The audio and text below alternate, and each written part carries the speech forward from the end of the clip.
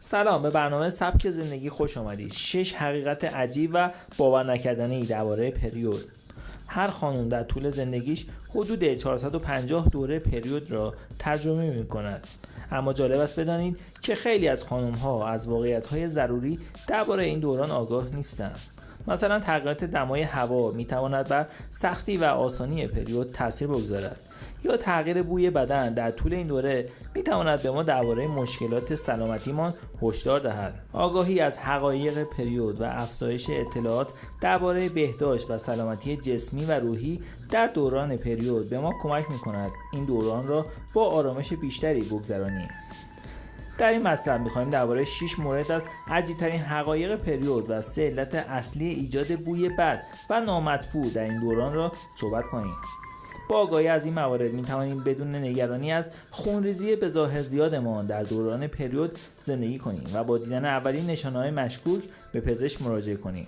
مورد اول، پریود در هوای سرد سخت‌تر می‌شود. هوای سرد می‌تواند بر قاعدگی تأثیر بگذارد و آن را طولانی‌تر و سنگین‌تر از حد معمول بکند. در فصل پاییز و زمستان میزان جریان خون در زمان پریود، میزان درد و طول دوره پریود طولانی‌تر از فصل بهار و تابستان است. کم نور و کوتاه بودن روزها هم بر روحیه شما تأثیر منفی می‌گذارد و ترکیب آن با اثرات هورمون‌ها می‌تواند روزهای پریود سخت‌تری را رقم بزند. متخصصین احتمال می‌دهند این موضوع به دلیل کمبود دریافت نور آفتاب باشد و مصرف ویتامین دی را توصیه می‌کنند. ویتامین دی علاوه بر جبران این کمبود می‌تواند ترشح دوپامین را بیشتر کرده و به افزایش شادی و روحیه ما کمک کند. مورد دوم، در دوران پریود احتمال حاملگی وجود دارد. این واقعیت مهم است که عموم مردم از آن بی اطلاع هستند. البته احتمال بارداری در دوران پریود خیلی کم است، اما وجود دارد.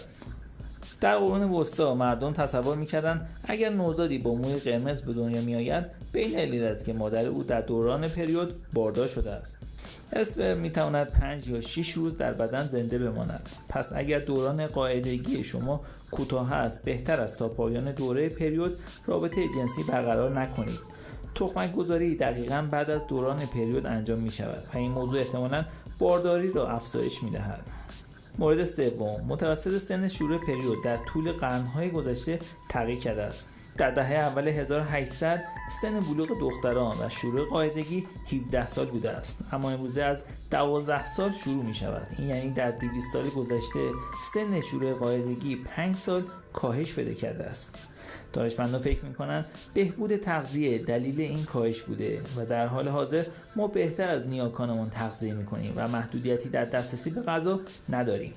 به همین دلیل سلول‌های چربی بیشتری داریم که تولید استروژن را در بدن افزایش می‌دهند. هرچه میزان سلول چربی و استروژن در بدن بیشتر باشد، سن شروع پریود در یک دختر پایین‌تر می‌آید. یکی دیگر از عوامل کاهش سن شروع پریود میزان استرس در افراد است. سطح استرس بالا می آید، شروع پریود را تحریک کرده و سن آغاز چرخه را کاهش می دهد. مورد 4، این باور نکردنی ترین بخش از حقایق پریود است. هر خانم از زمان اولین چرخه پریود تا زمان یائسگی حدوداً 450 دوره پریود را تجربه می کند.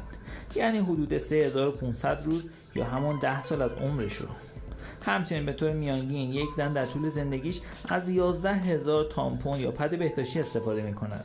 البته بدن افراد با هم متفاوت است و عوامل زیادی مثل تعداد روزهای هر دوره پریود، بارداری، شیردهی و فرهنگ می تواند در این آمار تغییر ایجاد کند. اما یک چیز در این میان قطعی است: زندگی همه ما تحت تاثیر پریود قرار دارد. به همین دلیل بسیار مهم است که اطلاعات کافی درباره بهداشت و سلامت این دوران داشته باشیم و به دیگران هم در این زمینه اطلاع رسانی کنیم. مورد 5، از دست دادن خون در پریود کمتر از چیزی است که فکر می‌کنید. ممکن است در طول دوره پریود خود روزهایی با خونریزی سنگین داشته باشید و فکر کنید از دست دادن این میزان خون طبیعی نیست.